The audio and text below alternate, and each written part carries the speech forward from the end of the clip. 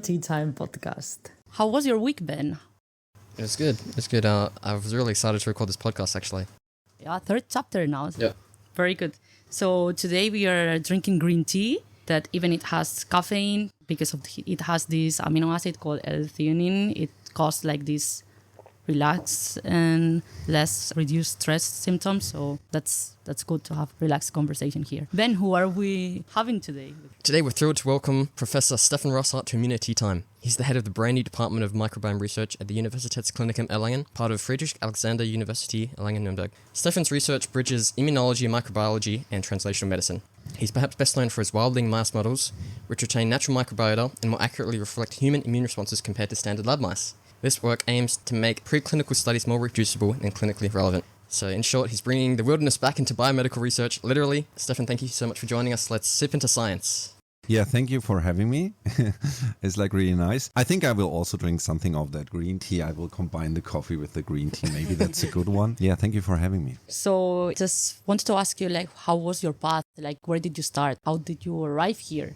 Yeah, so this is, I would say my CV is rather unconventional. After high school, I was never quite sure what to study. So I thought about either biology, because I was always interested in biology, or medicine. And then ended up studying biology first in Freiburg, the Albert-Ludwigs-Universität. And I really liked it and enjoyed biology a lot.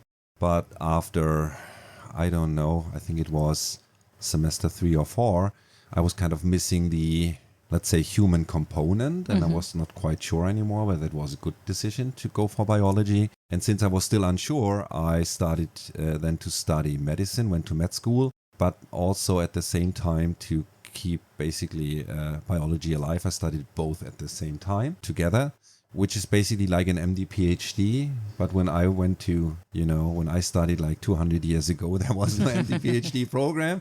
So I kind of designed the MD PhD program on my own. And then later on focused on medicine, finalized med school, then went to the medical center in Freiburg to be trained as a gastroenterologist, since you have most organs, more fun, because it basically includes oncology, or the cancer of the GI tract, infectious diseases, all kinds of things. So very broad. After the training, since I still loved science a lot, I went for a really long postdoctoral fellowship at the NIH in the US, which was then 6 years. Then after the NIH, I came back to the medical center in Freiburg, started to build up the group and also the animal facility. And then I think after like 3 years, I already switched to Erlangen. And now I'm here in Erlangen since the beginning of 2023. And now I'm building up everything again, finding people. And I was quite around. Yeah. So you have said that you worked both in Germany and in the USA.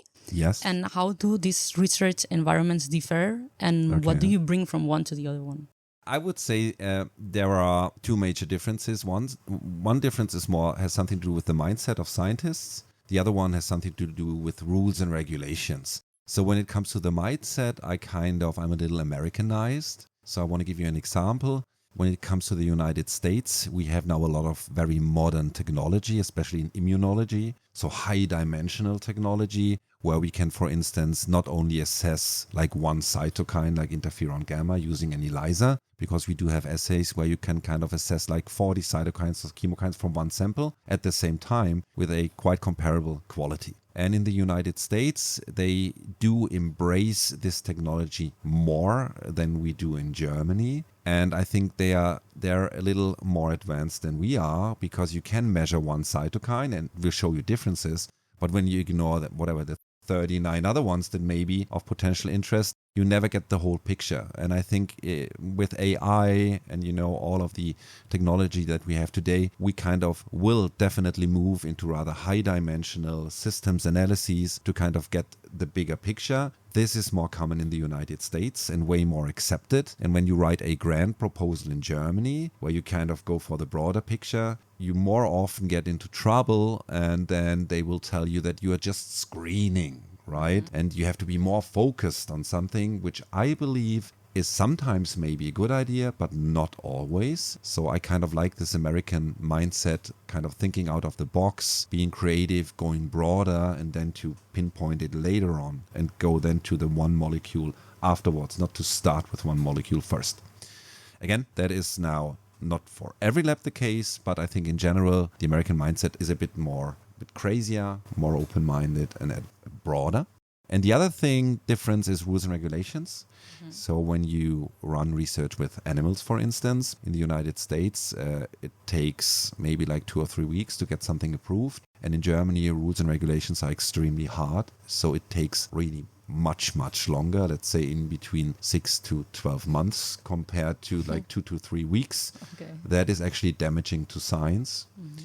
The rationale behind this is to have a higher standard for animal welfare. But I can tell you that most of the regulations that we have, they are not going to increase animal welfare, right? They are just going to increase the risk for heart attacks of PIs, but not necessarily the welfare for the animals. That is fairly comparable with the United States. So I think if we want to stay competitive in Germany, we must change those rules and regulations, or we will actually get lost and we will not be competitive anymore. That's another difference.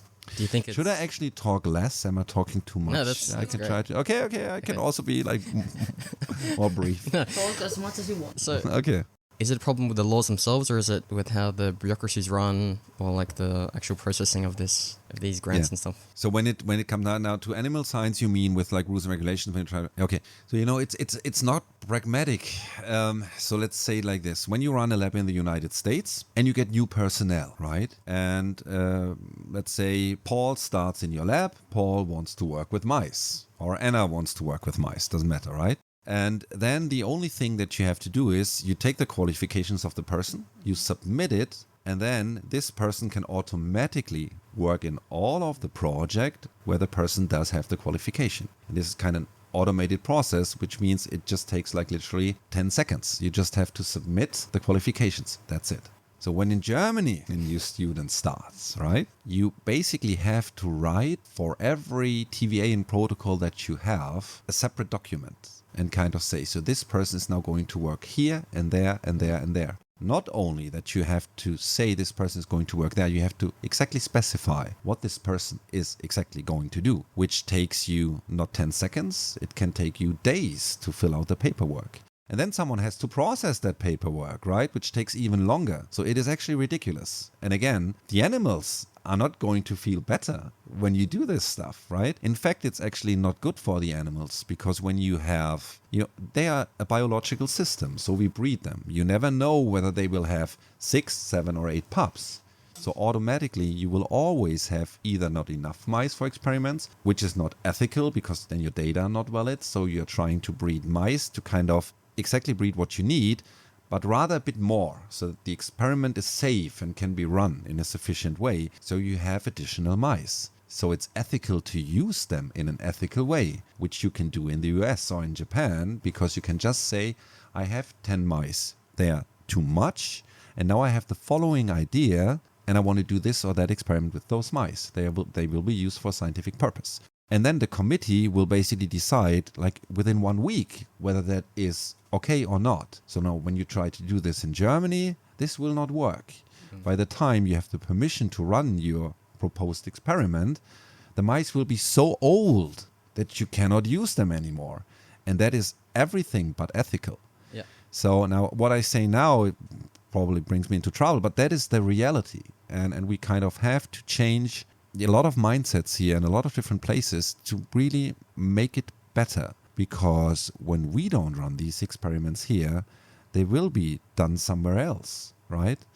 And there are a lot of countries where it's really not, where it may be less ethical, right? So we want to do this here with good standards, but we kind of have to deregulate certain things. Yeah, maybe going to America sort of helps you with that mindset as well.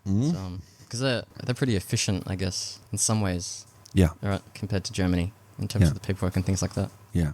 I mean, I'm not trying to say everything is great there, right? Because I'm still in Germany, right? If I would think everything is horrible here, I would probably just leave, right? But I kind of think if we are in a situation now where we really have to stop making rules even worse, because we make them worse almost on a daily basis with increasing speed. And now we are at a tipping point. So now we really substantially have to change things. Or a lot of the people working with that do really high quality and very important science and research that need mice, for instance, or animals, they will either quit and do something else, or they will go to other countries. And that's a fact. And we have to be very careful. Yeah. So coming back to your process, so you studied biology, then you studied medicine, and now you're doing things related with microbiome and all of this. So did you have any mentor that like kind of like some person that you say, I really want to follow this person, I want to follow this path, or it was just you yourself and that's all? Yeah, do I have a mentor? That's a difficult one. I mean, by training, I'm an MD primarily, right? A gastroenterologist. So there is basically there may be a mentor when it comes to science and one when it comes to actually clinical work. So when it comes to clinical work, but this is not what we are primarily talking about. These are different people, right? So when it comes to science, when I performed my doctoral thesis, Hans-Peter Pircher, who headed the Institute of Immunology in Freiburg, I would consider him to be a mentor. I'm also still in contact with him. So now he retired, but anyway, he's still like really good, knows a lot of stuff. So I'm in frequent contact. So the most important thing when I was working there for my doctoral thesis was that he kind of showed me that science can be like really frustrating, right? But that at the end of the day, it actually is fun when you do it the right way. So I think this was very important. Then also when it comes to creating data that are reliable. And this is really important. So you will find a lot of labs that have a hypothesis, for instance, right? And then they are designing experiments to prove that the hypothesis is right. It's really common practice in a lot of labs. But this is exactly what we should not do. So science works the other way around. The scientific method works like this. You have a hypothesis, and then you try to design experiments to prove that your hypothesis is wrong. And when you fail in proving that it's wrong, you can assume that it's correct. So, but this is something, I'm not sure whether you have ever heard about this, but this is how it's supposed to be, right? And this is what he told me. He was always like this. So when we had data using different methods, and one data set was looking great, he used rather the inferior method to make sure that it really is real, the result, right? So he kind of always took care that we are trying to prove that the hypothesis is wrong. And when we failed in doing so, he said it's probably correct. We can assume it's correct. And another very important thing is that when we have hypotheses or ideas and we create data that confirm, that we can never say, no, this is the ultimate truth, because it is not. We can just assume that this is probably correct, right? Also, when you have p-values, it's probably correct. But we always have to be willing to re-evaluate and to say, now, for the moment, that's probably correct, but there is no ultimate truth in science. So I think he was like very important to kind of, get things started. Then later on at the NIH, so my direct chief in the lab, Barbara Rehaman, I wouldn't say that she was my mentor because I was doing something entirely different from what she does and did. She's a human hepatitis C researcher, and she kind of allowed me in her lab to run things independently, and I was able to use the infrastructure of the NIH, and she helped me with like staff support. I performed a mouse microbiome project in a human hepatitis C lab. Of course, there's interaction, but it was like very separate from what my PI, basically from her primary expertise, which was kind of cool that she allowed me to do this, right? So there I'm very grateful. And I could also benefit from what she told me, but I think it was kind of cool to do these things like, independently. So I think Hans-Peter Pircher is probably the one I would love to mention. And also another one at the NIH, Jonathan Udell, because I always mention him, because we happen to have exactly kind of the same mindset when it comes to science. And I always mention that also when I give presentations. Jonathan works primarily with influenza, is a big shot working at the NIH, Jonathan Udell. And since we do not have 2 hours, go to YouTube, I always say that, and look for Jonathan Udell, How to Succeed in Science Without Trying. He also wrote, I think, 2 papers. I think they were published in Nature, where he gives advice to young scientists, how it works in science, what you have to do to be successful, what a good mindset is. So watch these presentations on YouTube. They are really, really cool. And a lot of what he says there is exactly in line with what I believe is important. Yeah, we will put the link in the description of the chapter.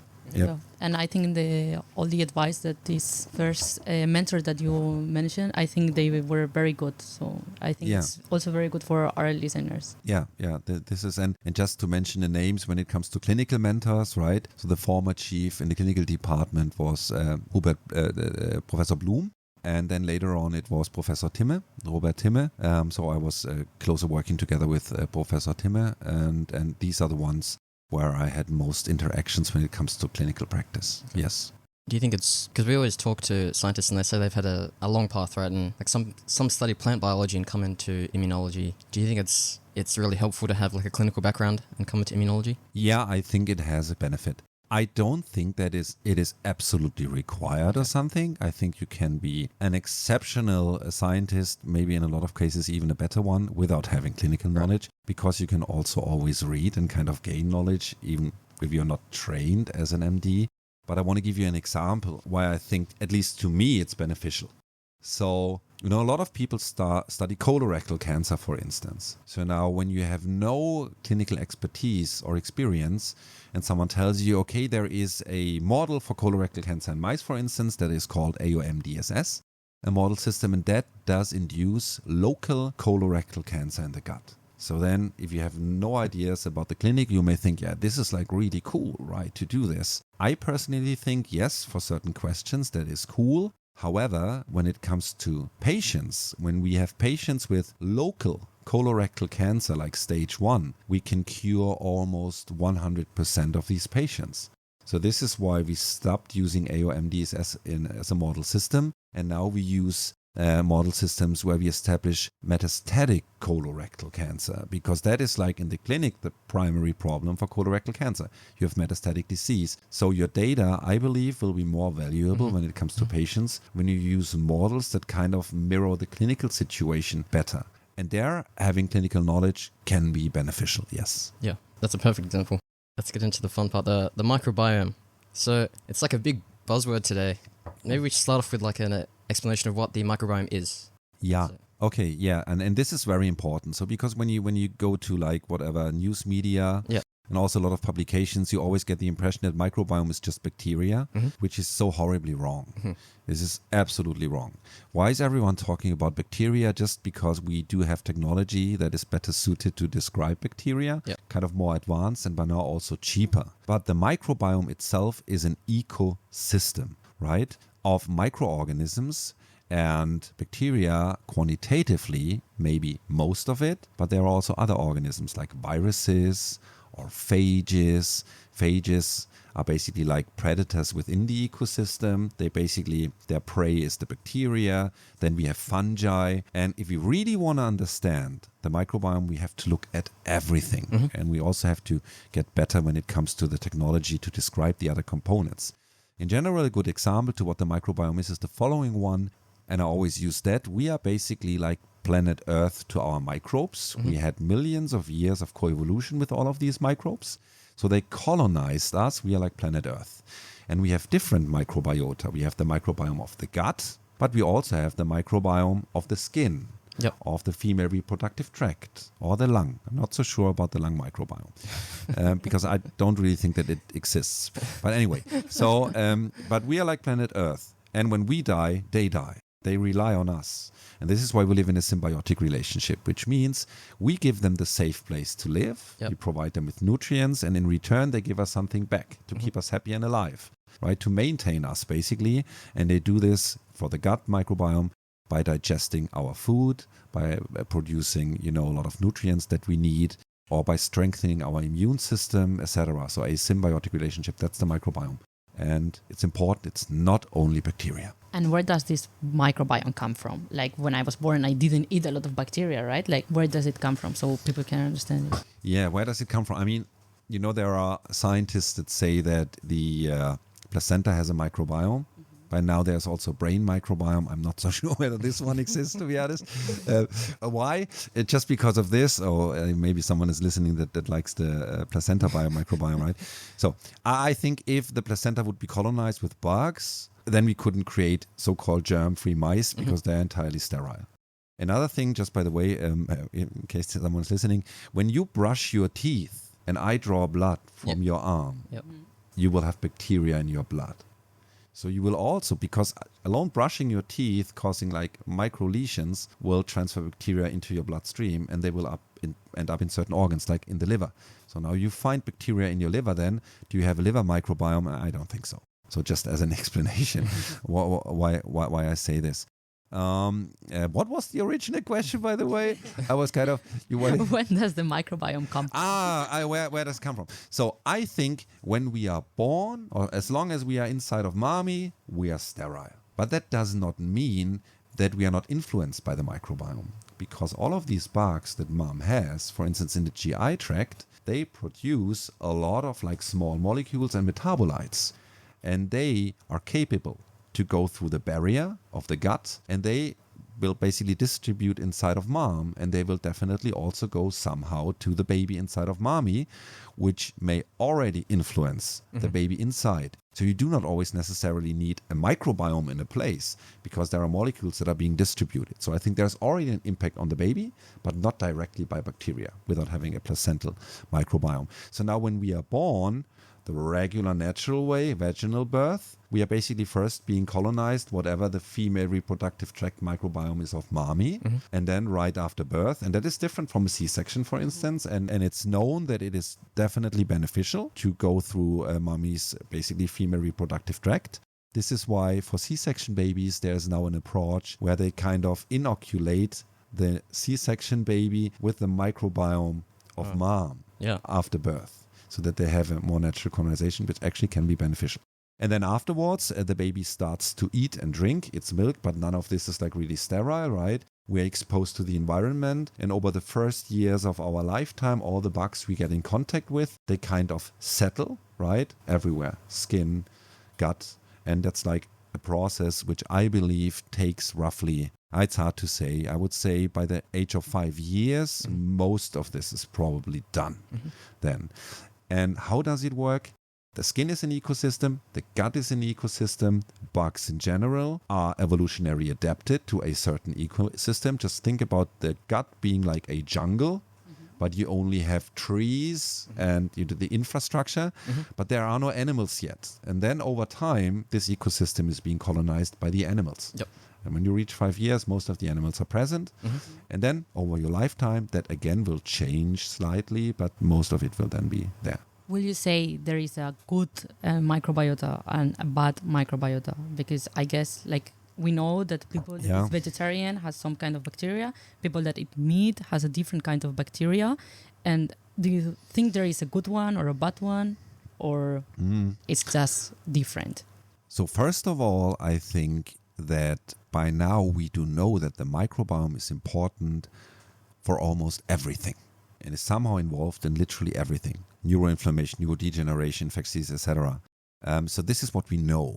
But beyond that, we actually do not know much. So this is why there's almost no therapy. So now is there, besides something like fecal material, like transfer or transplantation in C. diff infection or something. So now is there a good or a bad microbiome? I think that depends on individual differences. So I think you may have a microbiome that is good and healthy for you, but I do not necessarily think that your good microbiome would be the best microbiome for me or for someone else. So I think it really depends on the host, I believe. So there is not a thing that fits everyone. I think this is not how it works. And we kind of have to understand these also very like intimate interactions that we have. There's not one thing fitting everyone. So I don't think that there is the good microbiome and the bad microbiome. No, I don't think so. So it's like another organ, like everyone's got one that shapes your body. Like I'll say every living thing has a microbiome. Yes. Right. Yeah, and some people even say that the gut microbiome is like an additional organ. Yeah.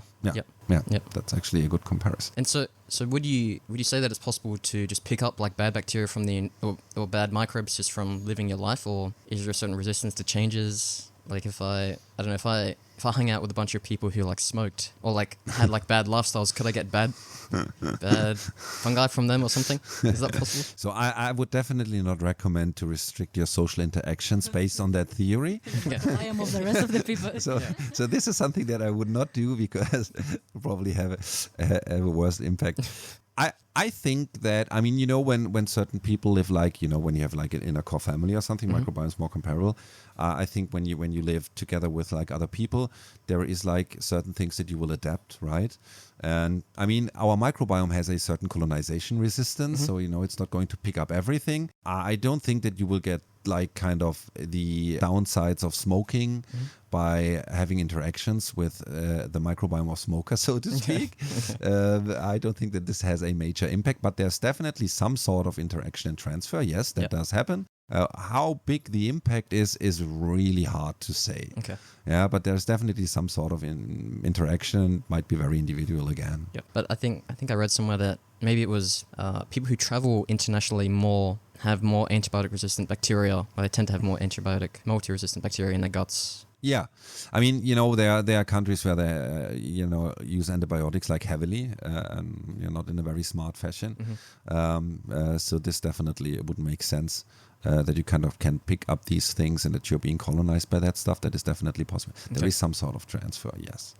Okay, so getting a bit more deep into the topic, we know that lab mice have been one of the most used models in biology for almost like 100 years. So why? Okay, so brief explanation. Okay, so we are, as humans, outbred, which means we are not all twins, right? So we are like very different from each other also in terms of genetics. So now when it comes to other animals and also mice, they were also not outbred, but researchers had the idea to kind of create a setup that is like, a little more robust and less variable, less heterogeneous, by kind of breeding, basically like always breeding brother and sister over multiple generations. So they made lab mice then at one point inbred, so that they are all, let's say, like twins, to kind of reduce variability and to make them better for studies. So this is one important feature of laboratory mice. Of course, when you do this, you kind of remove the model system further away from actually real world conditions, which can be a downside when you overdo this, right?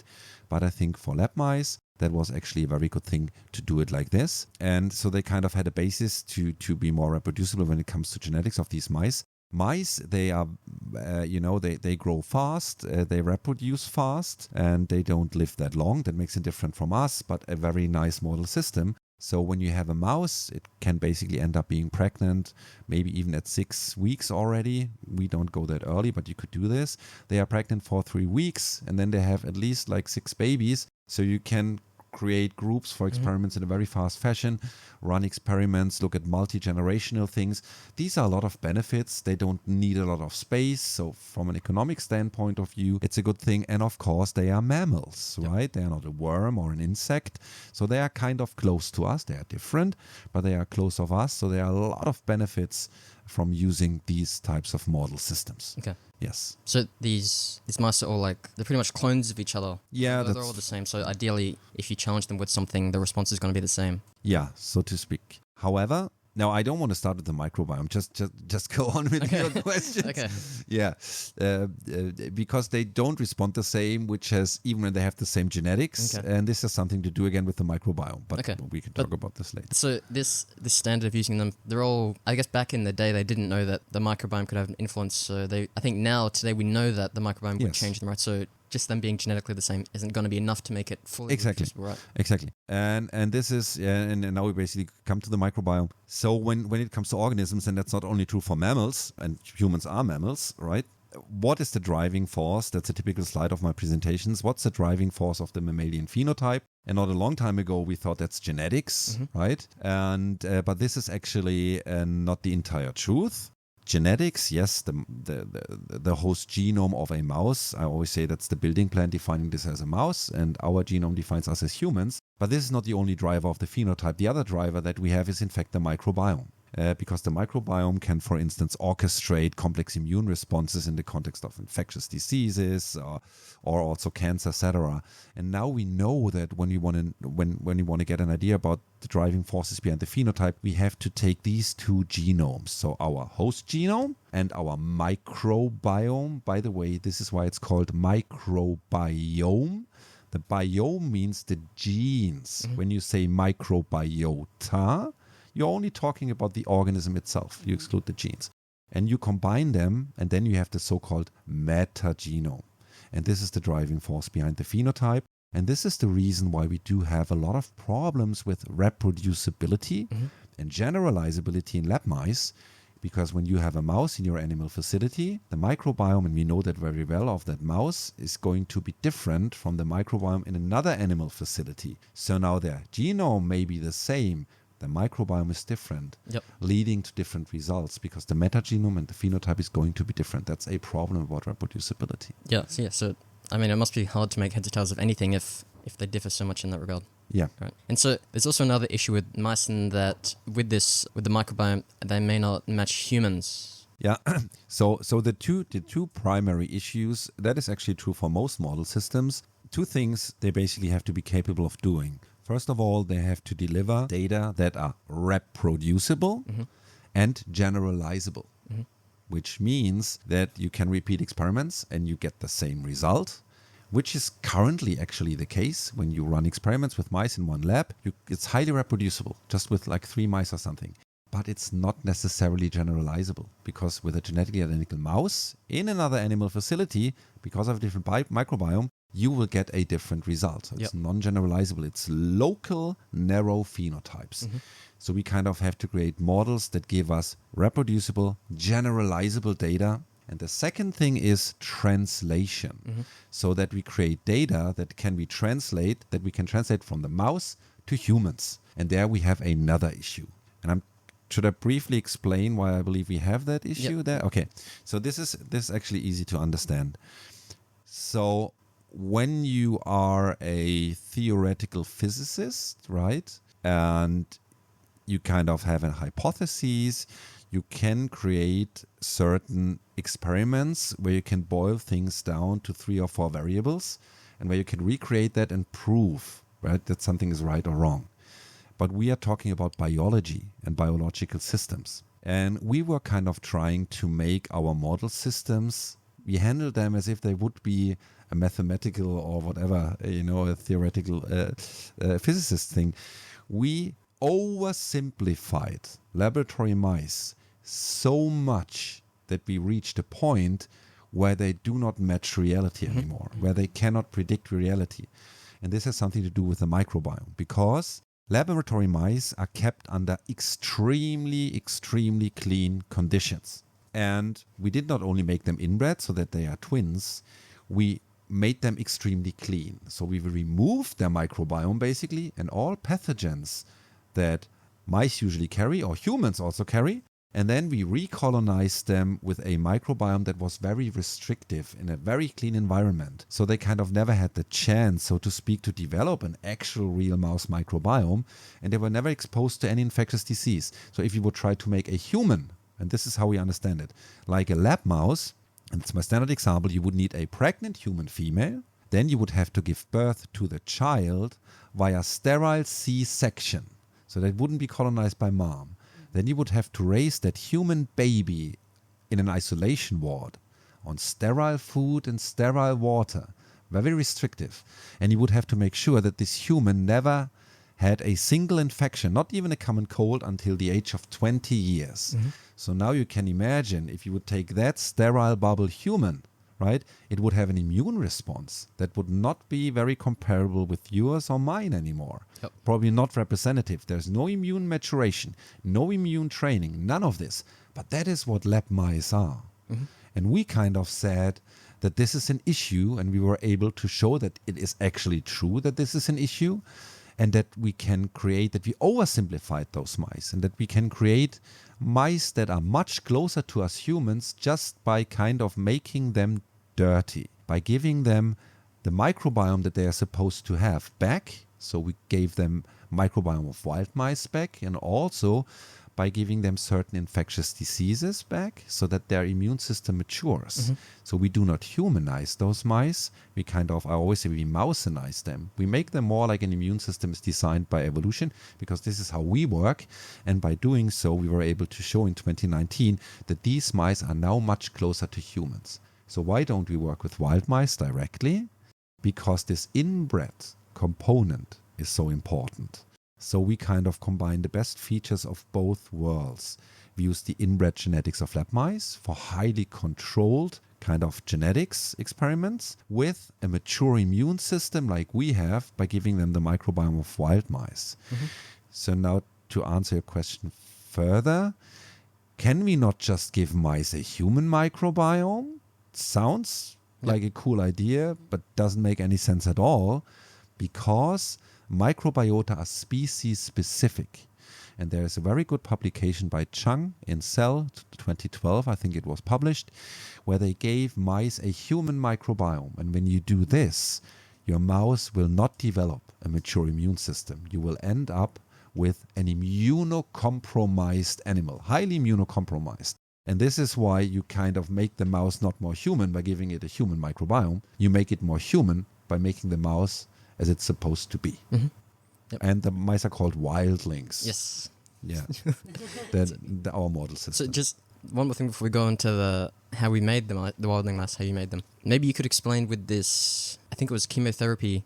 Was it a paper where they did this treatment worked well in mice? Yeah. So they were, I think they were published back to back, I think in Science. I'm not entirely sure. You're talking probably about the publications where they engrafted, like in brief, they engrafted human microbiota in mice, and then they were able to predict therapy outcomes in those mice. And they correctly predicted this, right? I don't know why this was working, to be honest with you. It's kind of a 50-50 chance. I don't want to say something bad about the paper. It was done in a very nice way, very well controlled, all cool. But at the end of the day, you have a 50-50 chance, right? It's either going to predict or it's not going to predict. There is one thing clear to me, is that the mice they tested that in with a human microbiome were immunocompromised. They were not able to mount a full natural immune response. And that is not a good idea when you work in the field of immunology, or also cancer. It somehow belongs to immunology. So I'm not sure why it worked, and I'm not necessarily a fan of that type of approach. I think there are good applications for engrafting human microbiota in mice. For instance, when you are interested in the capability of caloric outtake of a human microbiome. You have a human that is overweight or obese, and you have a human that is lean. And I think you can engraft those microbiota into germ-free mice, and then you can compare this. But this is more about the capability of the microbiota. What can it do with a certain diet, and not so much about the capability of the host mouse. This is what I would use human microbiota for, and then I will stop. When you create a humanized mouse that somehow has a human immune system, or a humanized lining of the GI tract, yes, then it would make sense to engraft human microbiota, because then you have a species match. But as long as it's not matching, I don't think that it is a great approach, even though it was working in those nice publications. Okay. So coming back to the wildling mouse models, how do you develop them? Okay. Yeah, so I did this work actually at the NIH. This was just a theory, what I just told you. I mean, it does make a lot of sense, but there were no data. So it was very difficult, because it was rewording everything that we have done over the last 80 years, I would say, right? So everyone wants to have these clean mice, and veterinarians and animal facility heads, they freak out if you tell them something like this. So it was very difficult. I was I always say that I was the crazy German at the NIH. Also my PI, to be honest, finally she allowed me to run this study, because I also acquired funding from a company, but she basically said that it doesn't make any sense. And there is one quote that I always go. She said, I think no one will be interested in this. Maybe some zoologists that usually count butterflies. That's actually a quote. But anyway, in the end, she gave me the permission. I acquired the funding, and I did that at the NIH. And how did we do it? I like simple stuff. So we made lab mice clean by sterile C-sections, which means It's oversimplified, but this is how it works. You trap a wild mouse, for instance. You want to get it clean. So you take the mommy when she's pregnant, you put her to sleep, you perform a sterile C-section. So this is why the placenta has no microbiome. Okay. Yeah? And then you take out the little ones away from mom, right? Close before they are, basically before they're being born. So they cannot be infected or colonized by mom. And then you raise the little ones. And then you made a dirty wild mouse or the babies clean. Right? So this is how they made them clean. And I just said, let's revert this. Let's do it the other way around. So we will go and trap wild mice. So, for example, in a train station? Or So so it's important to have the correct species. So it has to be the closest wild living kin to most of our lab mice is Musculus domesticus. So in these guys, you can usually trap close to humans. We went to horse stables and stuff where they had them, trapped a lot of them. We brought them to the lab. Now we had a dirty mouse. So how can you get a lab mouse when you want to have the genetics dirty? Just by transplanting embryos of lab mice into these wild mouse mummies, like IVF for mice.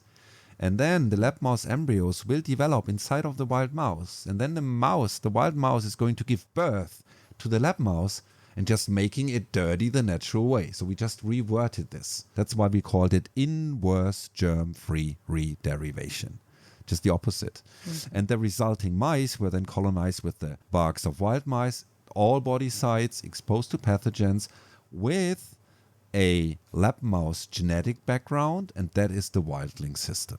And have you seen that these wildling mouse show that the previous models are wrong? So, the gold standard of showing that something is closer to humans would probably be to discover something in a wildling, to translate it to humans, and then to say, look, that works, right? Doing this takes 20 years, I guess, when you're lucky, or it will never work. Okay. Of course, this was my postdoctoral fellowship, so we needed a different strategy because that was not possible.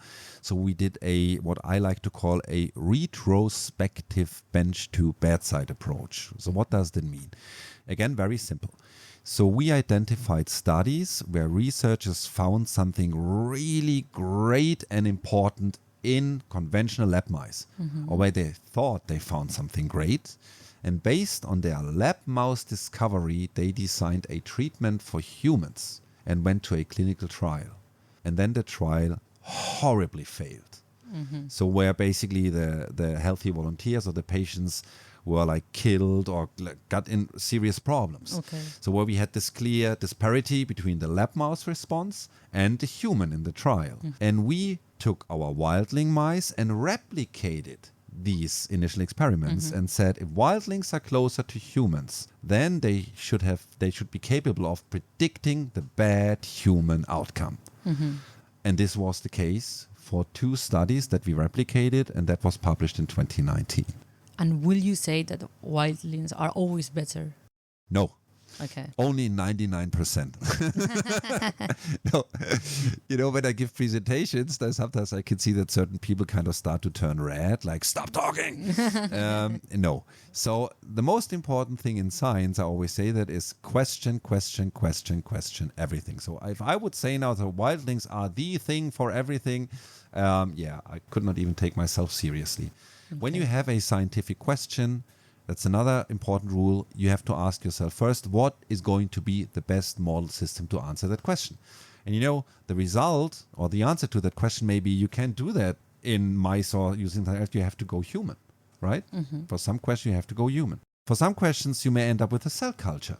Or maybe insects are cool, right? You have to always think about this, having ethics in the back of your head. But there are tons of questions where it's very clear that a wildling is much better than a clean SPF mouse. And I want to be very precise. These clean SPF mice that have a non-mature, untrained immune system. So let's say you are interested in studying human newborn sepsis. Then you should use a clean SPF mouse because human newborns have a non-mature, inexperienced immune system. That is the equivalent to our clean laboratory mice. So I would never recommend to use a wildling. Of course. But as soon as you have a question where we know that it's important to have a mature and trained immune system, it does make sense to use wildlings. And that is true for cancer immunotherapy, for allergies, autoimmunity, infectious diseases.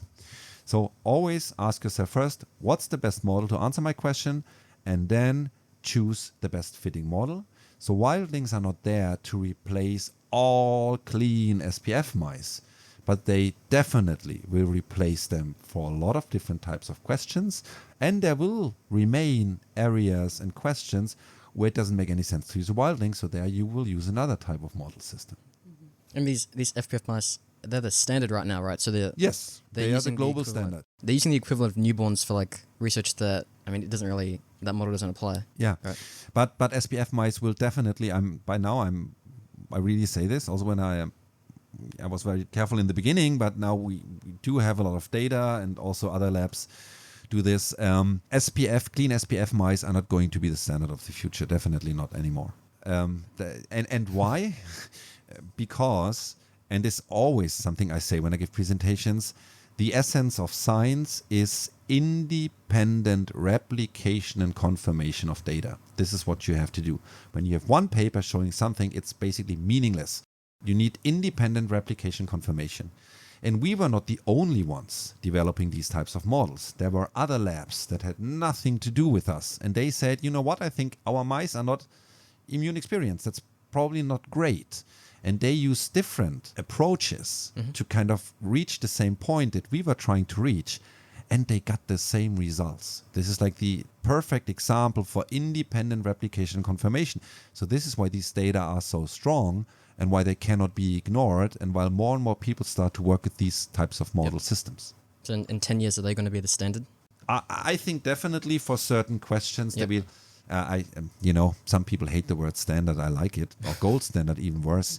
Let's say I think for a lot of questions they will be the most commonly used model system. That is better to say standard. Whereas the SPF mice, that we also have the clean ones, will still be and remain for a lot of questions the most commonly used model system. It will just be more, these new model systems like Wildings are kind of a new tool in our toolbox. And it will be heavily used in the future. We've got to go to the next part, but I just wanted to ask about the retrospective study.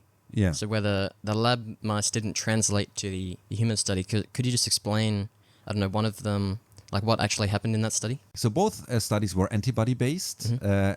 So there is an antibody, it's called CD28 superagonist. That is a superagonistic antibody, which means it binds to T cells, activates them without relying on the T cell receptor. And scientists injected that antibody into clean SPF mice, and what happened in those mice was within a short amount of time a massive expansion of anti-inflammatory regulatory T cells. So, and this could have been a great treatment for humans that, for instance, have some sort of autoimmune diseases or inflammatory diseases. You could have injected CD28 superagonist, they would expand Tregs and kind of could have been super great, right? Revolutionary. So this is why they performed a phase 1 clinical trial, which means healthy volunteers. They injected these healthy human volunteers with CD28 superagonist, but what they found was the opposite than what they have seen in mice. There was no Treg expansion, no anti-inflammation. These healthy volunteers, and this is tragic because they were healthy. They were healthy, not afterwards anymore.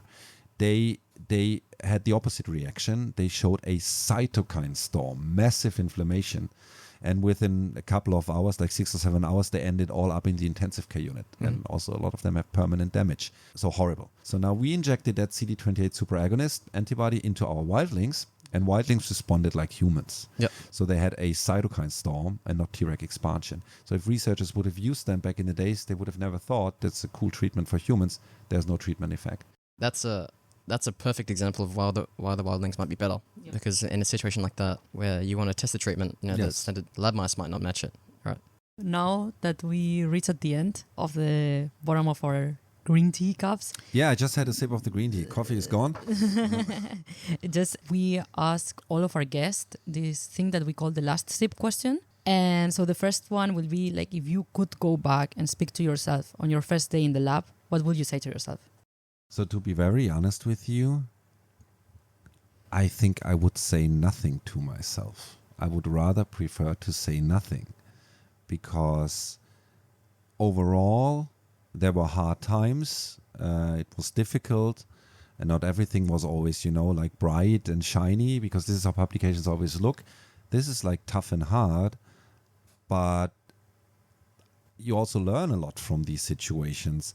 So when I look at where I am today, I'm kind of happy, and I'm not sure whether I could have provided my younger self with an advice that would have been beneficial, to be honest. I think I would just prefer, not to talk to my younger self and just let things run in a natural way, to kind of, gain your own experience. And, I think everything that I needed to know was said to me by people like Hans-Peter Pircher, right? So I wouldn't say anything to myself, to be honest. I'm sorry. That's a very romantic answer. Yeah, though. no, I wouldn't say anything to myself. I mean, at least when it comes to the science part, the working life. When it comes to private life, I would have definitely advised, but not with the science and work life. That was all okay to kind of that I had to go through this on my own. Okay, that's good to know. Then the second question is, what's one mystery that you hope to see solved in your lifetime, scientific or personal? One mystery. That's a really difficult one, because I could give you several things that I would like to, and I don't want to give you a cheesy answer. I think we should solve the problem of world peace or something, because that is probably the most important thing that I think that we should solve in our lifetime. But that's anyway not going to happen, because humans are just not designed that way. I'm afraid. I think. Okay, now I'm going to come with something very, very now more rather scientific, more grounded, and something where I believe it actually will happen. So I think looking at all the technology that we have today, that I've mentioned, high-dimensional, multi-dimensional techniques, new ways of analyzing data, artificial intelligence, etc. I hope that I will see during my lifetime that we can take this technology, that we can take the advantages that comes with AI and all of these algorithms and things, to be capable of assessing complex systems like humans or other things in a very reliable way, looking at all factors that are involved, and based on this to design new and effective strategies and treatments for all kinds of diseases. So not only limited to one thing. And I think this is something that is achievable, and I think this is where we will get during my lifetime. A lot of people will basically then end up being unemployed. However, we are going to be happier and healthier, because that will also help to kind of distribute potential treatments, because it will make things much cheaper, also more globally and in a safer way, so that not only we have access to this, but also other countries. So this is the cheesy part of my answer, but I really think that this is important. Yep. And that will happen, I'm sure. And then the last question is if you could ask the immune system one question and get a clear, honest answer, what would you ask? Question to the immune system. I mean, I said that, we have to question everything, right? And I mean, there is the concept when it comes to our immune system of having the recognition of self and non-self, and how that is currently being defined. But now also knowing that there's the microbiome, and there are a lot of other things like molecules and stuff that is also basically recognized and seen by the immune system. I kind of would ask the immune system whether the concept of really differentiating between self and non-self, whether this is really correct, or whether it has other ways of, defining what's good and bad. Because that would explain a lot of things that cannot be explained by self and non-self, and would also have a lot of potential for, treating a lot of different types of diseases. I would ask about, how do you differentiate between friend and foe? Then this is not a question about the last sip, but we talked before with the people from your lab, and they want us to ask you, what is your favorite cell? I don't have a favorite cell type. I don't have a favorite cell type. I don't have a favorite molecule, and I don't have a favorite disease. Because there are so many interesting things. I do not want to restrict myself to a certain thing. So I'm trying to, work with people that maybe love certain cell types when we have a project where one certain cell type may be the most important thing. But I want to be rather open. Open relationship with every cell. Yes.